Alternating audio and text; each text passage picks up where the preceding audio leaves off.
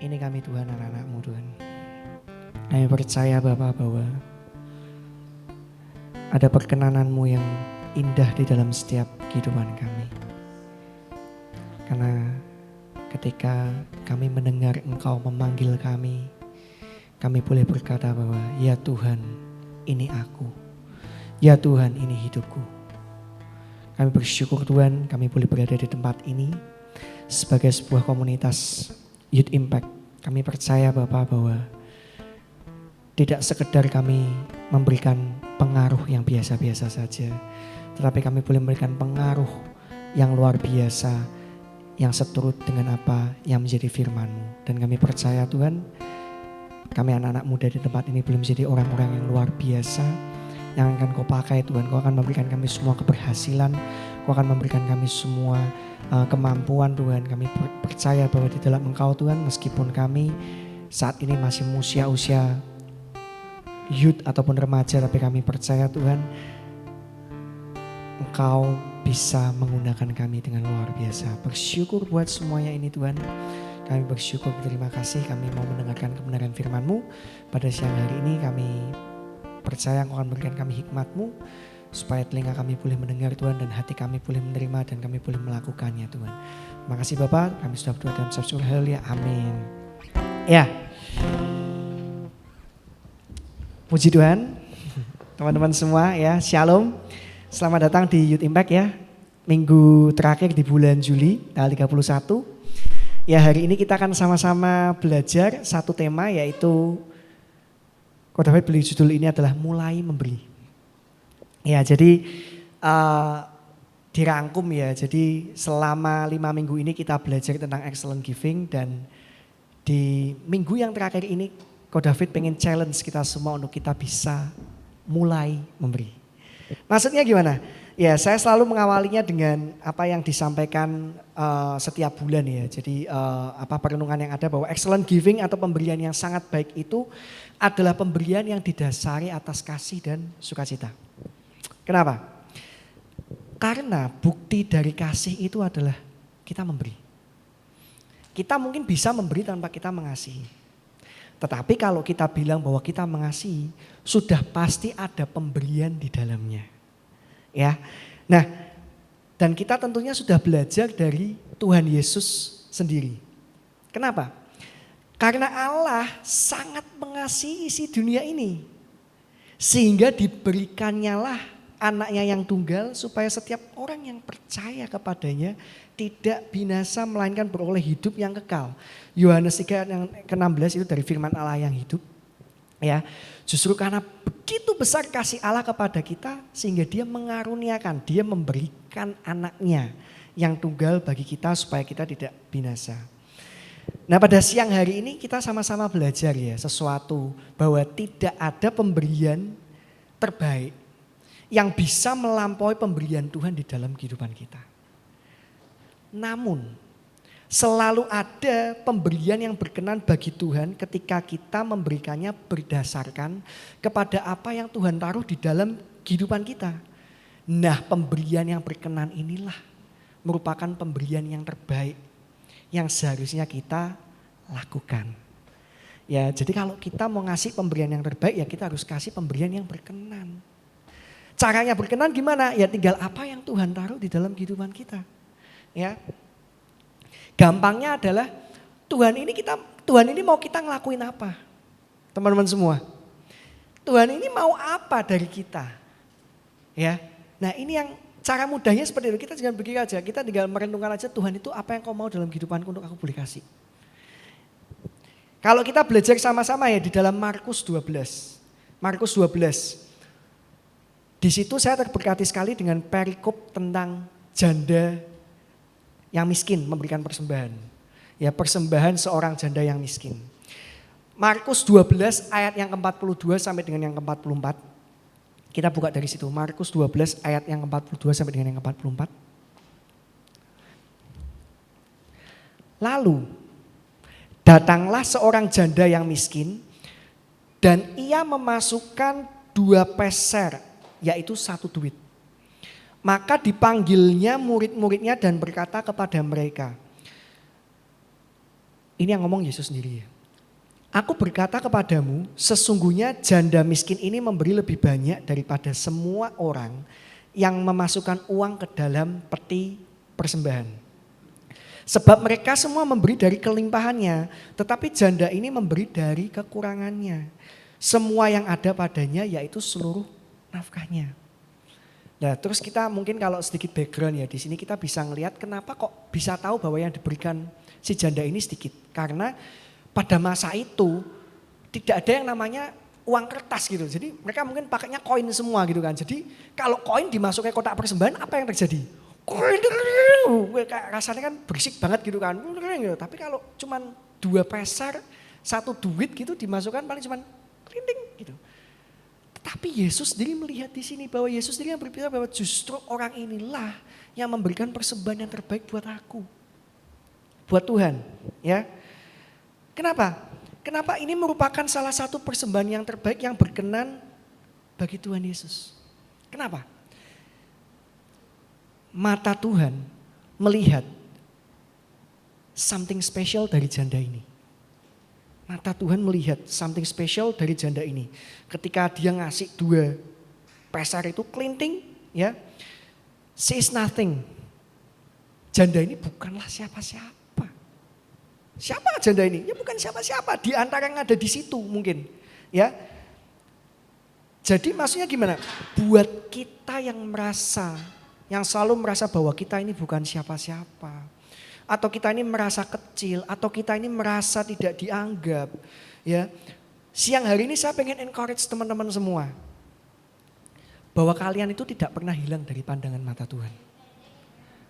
Kayak janda itu tadi. Ada something special di dalam janda ini. Makanya Tuhan Yesus melihat. Ya, jadi siang ini yuk kita mari sama-sama belajar, yaitu kita mulai memberi. Ya, janda ini berani ngasih, klinting, ya kan? Nah, berani tidak kita ngasih?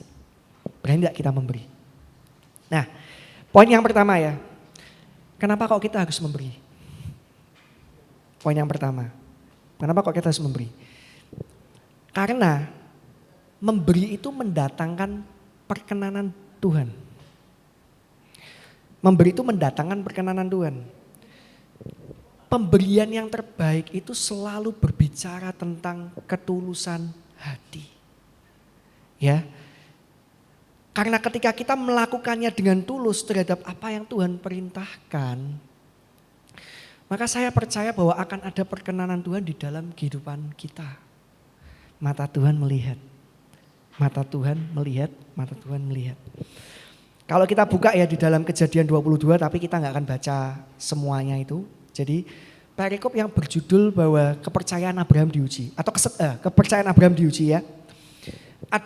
Ada sebuah contoh ketaatan yang luar biasa dari seorang Abraham ini kepada Allah. Kita buka ya di dalam Kejadian 22 ayat yang ke-1 sampai dengan yang ke-2. Dikatakan demikian. Kejadian 22 ayat 1 sampai dengan ke-2. Setelah semuanya itu, Allah mencoba Abraham. Ia berfirman kepadanya, Abraham, lalu sahutnya, ya Tuhan. Firman-Nya, ambillah anakmu yang tunggal itu yang engkau kasih, yakni Ishak. Pergilah ke tanah Moria dan persembahkannyalah dia di sana sebagai korban bakaran pada salah satu gunung yang akan kukatakan kepadamu. Ya, Pastor Yusuf kemarin bilang ya bahwa ketika Abraham ngomong ya Tuhan, itu tidak sekedar ngomong ya Tuhan, tapi kayak ada sebuah kecintaan yang luar biasa yang muncul dari Abraham kepada Allah. Ya, ada kecintaan yang luar biasa. Jadi Abraham itu benar-benar tahu bahwa ini Allah itu adalah yang utama gitu kan. Nah, saya percaya bahwa Abraham itu tentu saja dia mengasihi Ishak. Pasti dong, kenapa? Karena anak ini adalah anak yang dijanjikan. Yang mana juga lahir pada masa tuanya Abraham. Ya. Tetapi pada saat Allah minta anak ini untuk dijadikan korban persembahan, disinilah ketaatan Abraham itu jadi prioritas yang nomor 1. Meskipun dia sayang, tapi kalau Tuhan minta, ya wis, aku lakuin, aku turuti. Ya kan? Nah, Karena Abraham percaya bahwa anak yang dipunyainya itu adalah miliknya Tuhan juga. Oleh sebab itu dia rela untuk mempersembahkan anak itu. Kenapa? Karena Abraham taat bukan karena dia takut. Melainkan dia cinta kepada Allah. Sebegitunya Abraham itu mengasihi Allah sampai anak satu-satunya diminta. Apakah Abraham tahu akan ada perkenanan Tuhan bahwa dia akan menjadi bapa dari segala bangsa? Abraham tidak tahu. Yang Abraham lakukan adalah dia nurut. Ya, dan nurut itu yang dilakukan adalah bukan karena dia takut, tapi karena kita cinta. Cinta siapa? Cinta Tuhan. Ya kan? Nah, saya ingin mengatakan bahwa kecintaan kita terhadap Tuhan seharusnya terwujud dengan melakukan apa yang menjadi perintahnya. Dan tentu saja kalau kita lanjutkan dari Kejadian 22 itu sampai selesai di ayat yang ke-14, yuk kita buka sama-sama. Di ayat yang ke-14 dikatakan demikian. Dan Abraham menamai tempat itu Tuhan menyediakan. Sebab itu sampai sekarang dikatakan orang di atas gunung Tuhan akan disediakan. Maksudnya gimana? Karena ketaatan Abraham inilah yang menghasilkan perkenanan Tuhan. Ketika Abraham naik ke gunung itu, oleh karena iman Abraham, kalau kita baca di situ, Abraham bilang apa pada bujangnya? Kami mau naik menyembah, setelah itu kami akan kembali kepadamu. Padahal yang naik siapa? Abraham sama anaknya. Anaknya mau diapain? Mau dipersembahkan kan? Kalau kita tuh sudah mau disembelih. Ya ini enggak mau nakut-nakuti, tapi itu yang ada di depan Tuhan. Tapi ternyata perkenanan Tuhan datang di situ sampai akhirnya ada hewan di situ, apa tuh, lembu atau kambing ya. Nah, yang mau saya sampaikan adalah apa? Ketika Tuhan ngomong, ketika Abraham menamai tempat itu, Tuhan menyediakan. Poin yang mau saya sampaikan adalah your test becomes your testimony. Nah, kita selalu dengar ini ya, your test becomes your testimony. Kalau kamu pengen testimoni, kalau kamu pengen jadi kesaksian, ya kamu harus diuji dulu. Ya kamu harus ngalami yang namanya ujian lebih dahulu supaya your test becomes your testimony. Ujianmu itu menjadi kesaksianmu. Ya. Itu testimoninya Abraham, dia bilang Tuhan menyediakan. Wah, itu kalau mungkin dibuat drama atau dibuat film ya, itu momennya tuh benar-benar momen yang kayak wow banget ketika dia lihat itu, terus kemudian mungkin ya nangis atau apa, bersyukur ya, ada semua pasti di situ, momen itu ada kalau kita buat itu jadi drama ya. Nah, kalau kita lanjutkan di ayat yang ke-16 sampai dengan yang ke-17. Katanya siapa? Katanya Tuhan. Allah sendiri yang berbicara di sini. Aku bersumpah demi diriku sendiri, demikianlah firman Tuhan. Karena engkau telah berbuat demikian dan engkau tidak segan-segan untuk menyerahkan anakmu yang tunggal kepadaku, maka aku akan memberkati engkau berlimpah-limpah. Dan membuat keturunanmu sangat banyak seperti bintang di langit dan seperti pasir di tepi laut. Dan keturunanmu itu akan menduduki kota-kota musuhnya. Nah, seringkali di dalam kehidupan kita belajar sama-sama ya. Kita mau janjinya Tuhan terlebih dahulu. Mau ininya terlebih dahulu tanpa kita mau ngelakuin pengorbanannya tadi. Tanpa kita mau melakukan sacrifice-nya, pemberiannya tadi itu. Nah, pagi ini kita belajar sama-sama kenapa kok kita harus mulai memberi. Karena ketika kita memberi itu mendatangkan perkenanan dari Tuhan. Amin. Ya, kemudian poin yang kedua, kenapa kok kita perlu mulai memberi?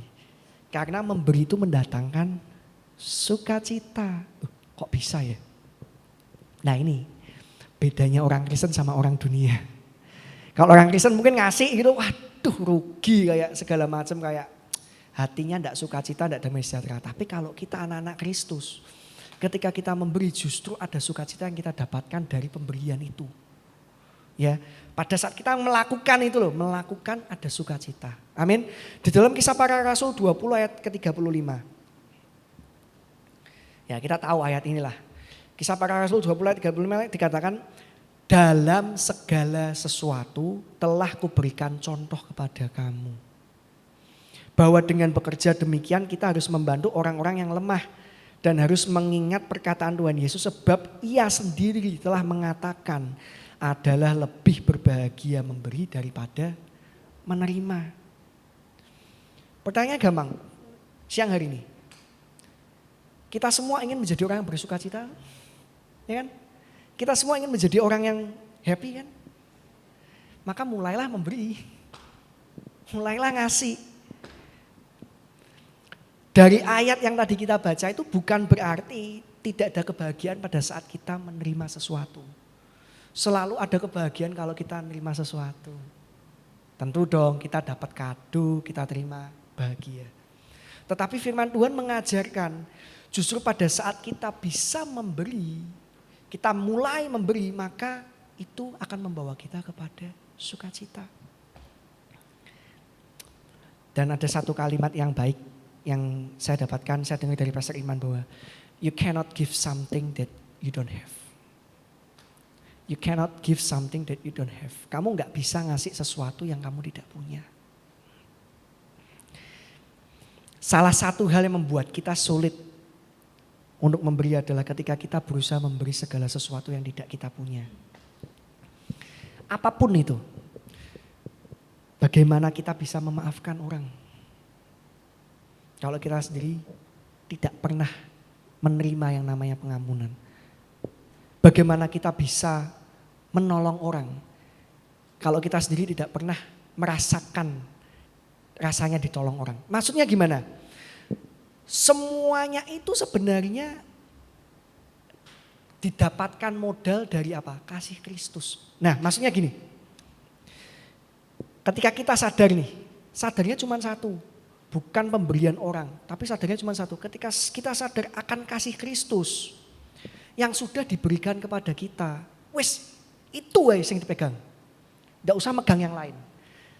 Karena pemberian orang itu nggak bisa kita pegang. Yang bisa kita pegang dan yang akan selalu kita pegang adalah pemberian dari Kristus. Ketika kita pegang itu, kasih Kristus sudah diberikan kepada kita. Pegang itu. Maka sebenarnya itu adalah modal bagi kita untuk kita bisa memberi. Ya kan? Bukan karena kita dikasih ditolong orang terus kita harus nolong orang. Bukan karena itu, memang sebenarnya harus, ya memang itu seharusnya seperti itu. Tapi kita harus punya pemikiran lagi yang lebih tinggi daripada itu. Kenapa kita menolong orang? Karena Kristus sudah kita terima.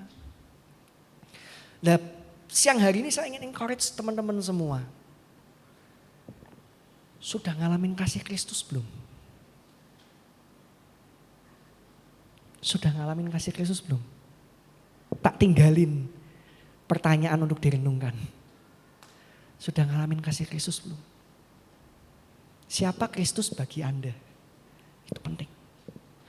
Karena belum tentu Kristus bagi saya itu berdampak untuk Kristus bagi kamu.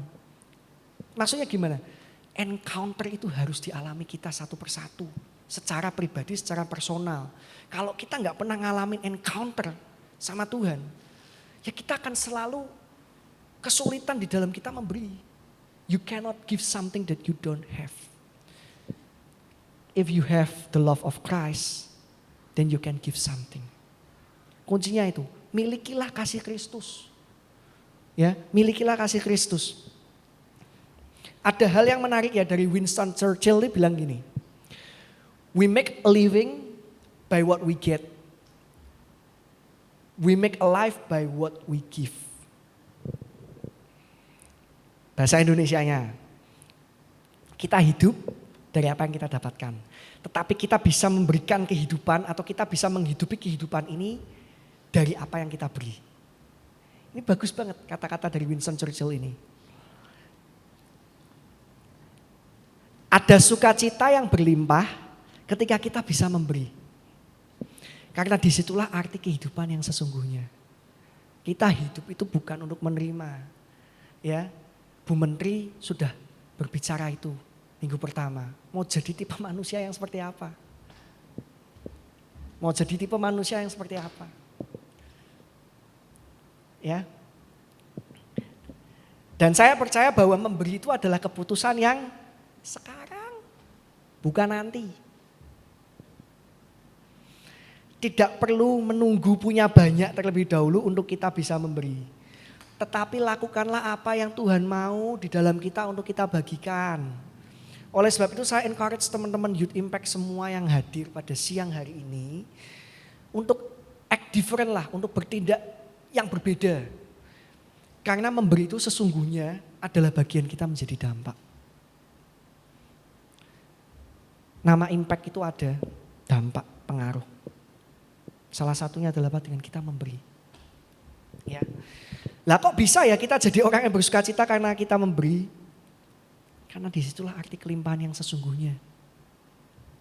Kita bisa ngasih sesuatu, kembali lagi motivasi. Bukan kita mau dilihat orang. Tetapi ketika kita memberikan sesuatu itu karena memang Tuhan yang mau. Dan kita gak perlu mengharapkan itu kembali. Istilahnya udah kita kasih aja. Ada sebuah kesaksian yang bagus ya dari saudaranya Ko David itu. Intinya tuh ada temannya yang butuh uang buat beli popok.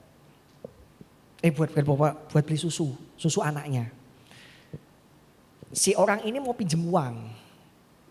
Tapi apa yang dilakukan saudaraku itu menurutku ini bagus banget. Padahal dia bukan orang yang di dalam Kristus. Tapi dia bagus. Dia cuma nanya, oke, biasanya susu apa yang mau beli? Aku kirimin. Fotonya kah atau apanya, linknya. Dibelikan susunya. Wes daripada kamu tak pinjemin uang, daripada kamu tak kasih uang, tak beli langsung susunya, kirim langsung ke rumahnya. Lah itu yang dimaksud dengan kita memberi yang benar. Ya kan, dan tentu saja kita sebagai orang Kristen, kita sebagai anak-anak Kristus, kita harus tanya sama Tuhan. Tuhan, apa yang harus aku beri buat gereja ini? Tuhan, apa yang harus aku beri buat komunitas ini? Itu yang harus kita tanya sebenarnya. Amsal 11 ayat yang ke-24.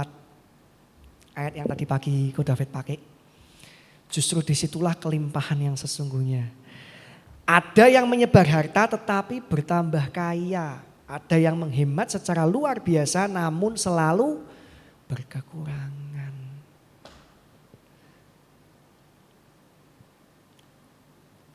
Orang kaya itu relatif. Ya. Makanya jangan kita mengejar yang namanya kekayaan.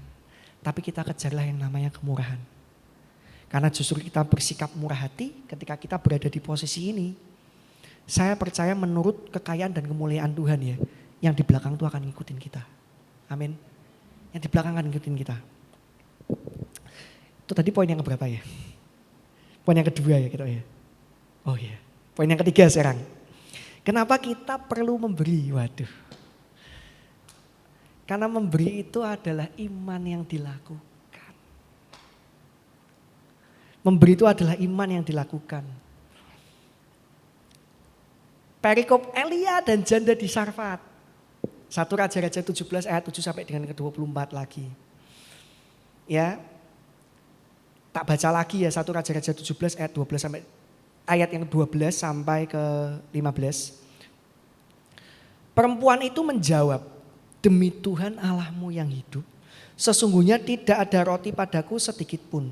Kecuali segenggam tepung dalam tempayan dan sedikit minyak di dalam buli-buli. Dan sekarang aku sedang mengumpulkan 2-3 potong kayu api. Kemudian aku mau pulang dan mengolahnya bagiku dan bagi anakku. Dan setelah kami memakannya maka kami akan mati. Tetapi Elia berkata kepadanya, janganlah takut. Pulanglah. Buatlah seperti yang kau katakan. Lakuin ya, lakuin aja. Tetapi buatlah lebih dahulu bagiku sepotong roti bundar kecil daripadanya. Dipisahkan, set apart. Ini hal yang bagus nih. Kalau mau baca tentang pemisahan atau set apart itu, ini bisa masuk ke konteks yang lainnya. Tapi ini hal yang menarik nih. Buatkan dulu, pisahkan, set apart, baru saya itu. Nah, dan bawalah kepadaku, kemudian barulah kau buat bagimu dan bagi anakmu. Sebab beginilah firman Tuhan Allah Israel.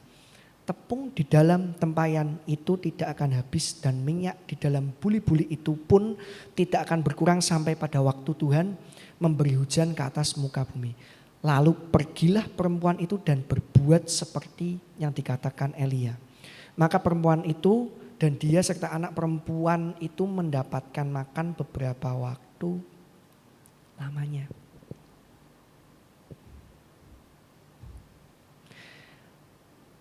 Mungkin kita nggak dengar suara Tuhan secara langsung. Tuhan berfirman lewat Elia. Elia yang ngomong. Ya kan? Nah seringkali kalau kita nggak dengar suara Tuhan secara langsung, bukan berarti dia tidak bisa berbicara kepada kita secara tidak langsung. Maksudnya gimana? Tuhan bisa pakai orang buat ngomong sama kita. Tinggal kita mau dengerin atau enggak. Ya, Tuhan bisa pakai orang siapapun buat ngomong pada kita, kamu harusnya gini, gini, gini.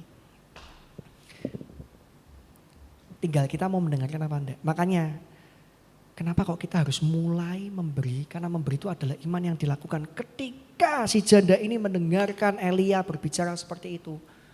Belum terlihat bahwa tempayan-tempayan itu belum.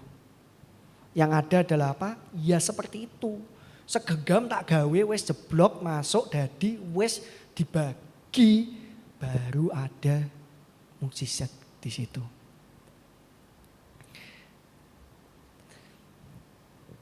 Kenapa bisa memberi itu adalah merupakan iman yang dilakukan?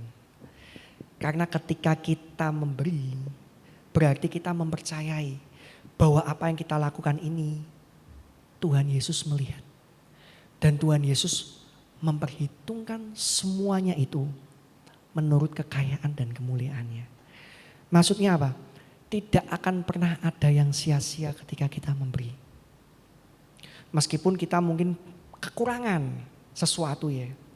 Tetapi saya percaya rasa nikmat dan rasa manisnya itu bukan karena kekurangan itu. Tapi kita percaya bahwa di depan itu Tuhan sudah mempersiapkan sesuatu buat kita. Kenapa? Karena mata Tuhan melihat. Menurut kekayaan dan kemuliaannya. Bukan menurut kemampuan dan keegoisanku. Seringkali kita ngasih banyak, kita berharapnya dapat banyak. Enggak, Tuhan bicara situ.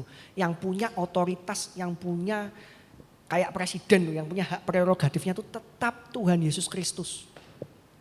Tuhan yang tahu. Ya, jadi kita pegang sama-sama itu.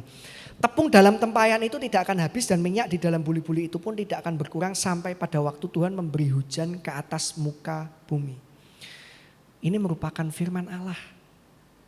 Dan firman ini digenapi ketika si janda tersebut mulai memberi. Tadi yang saya katakan. Mungkin kita tidak dengar suara Tuhan secara langsung.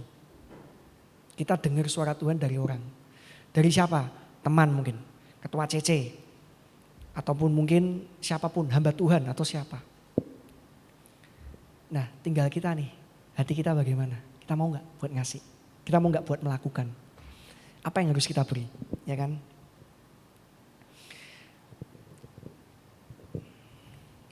Nah, saya akan tutup dengan ini ya, bahwa tak tinggalin pertanyaan lagi. Kepada kita semua yang ada di sini ya, setelah kita mendengarkan firman dari Tuhan ataupun dorongan Tuhan untuk melakukan sesuatu ya. Apakah kita bersikap diam saja dan tidak melakukan apa-apa? Atau kita mau jadi seperti janda yang ada di Sarfat ini, di mana dia tetap memberikan sepotong roti walaupun itu adalah yang terakhir baginya. I hear you say, yes Lord I am available. I hear you call and I say I'm available. Saya kayak ketika Tuhan mau mungkin kamu untuk memberikan waktumu sama Tuhan, ya udah kasih itu. Ya, ataupun mungkin yang saat ini bisa apa ya istilahnya, ya anak-anak teen atau itu yang mungkin masih mendapatkan uang saku gitu kan dari orang tua ya kan. Ya belajar memberikan persembahan.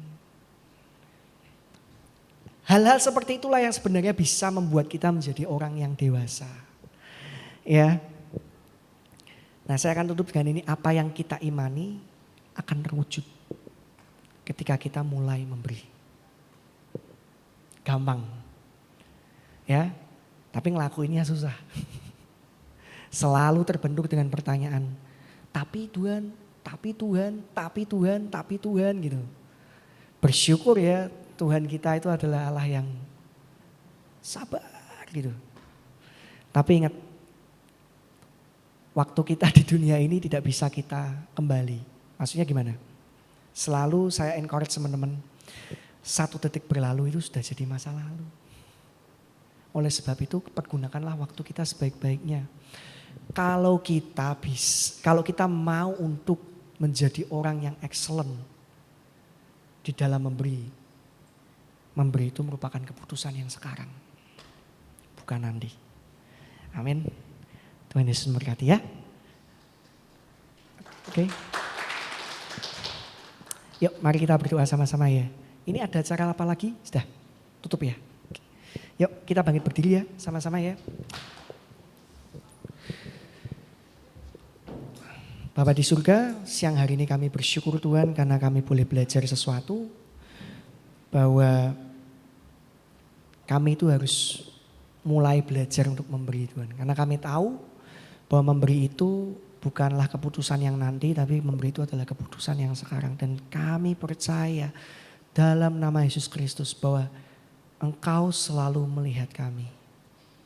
Meskipun kami saat ini merasa nothing gitu. Merasa bukan siapa-siapa Tuhan. Tetapi kami ini adalah biji mata-Mu. Dan Engkau melihat, Engkau mengetahui apa yang kami lakukan. Dan kami berdoa pada siang hari ini ada perkenanan-Mu yang luar biasa buat anak-anak youth di tempat ini. Kami berdoa dalam nama Yesus Kristus, kami perkatakan anak-anak youth ini boleh Engkau pakai dengan luar biasa. Karena kami tahu impact itu ada di dalam kehidupan kami. Bersyukur buat siang hari ini kami boleh bersama-sama berkumpul di tempat ini. Kami mau berdoa. Kami percaya Tuhan, kami meskipun firman-Mu ini sudah selesai disampaikan, tetapi Engkau tidak pernah berhenti sekalipun berbicara dalam kehidupan kami. Rumput boleh menjadi layu, bunga boleh menjadi kering, tetapi firman-Mu itu tetap selama-lamanya. Kami bersyukur pada siang hari ini kami mau angkat tangan kami mau terima berkat yang datangnya dari Allah Bapa, kasih setia daripada Tuhan Yesus Kristus, dan persekutuan bersama dengan Roh Kudus yang akan selalu menyertai kami sepanjang waktu. Dan kami percaya kami boleh menjadi orang-orang yang berkenan di hati-Mu. Kami boleh menjadi orang-orang yang berbeda karena kami punya kasih. Dan kami boleh membagikan kebaikan-kebaikan yang Kau tanamkan dalam kehidupan kami untuk kami boleh beri. Bersyukur buat semuanya, berikan kami semua keberhasilan di dalam setiap pekerjaan kami, kuliah kami, sekolah kami, ataupun usaha kami. Kami percaya perkenanan-Mu ada dalam kehidupan kami. Kami bersyukur, kami boleh terima berkat ini dan terlebih kami juga boleh menjadi berkat buat orang-orang sekitar.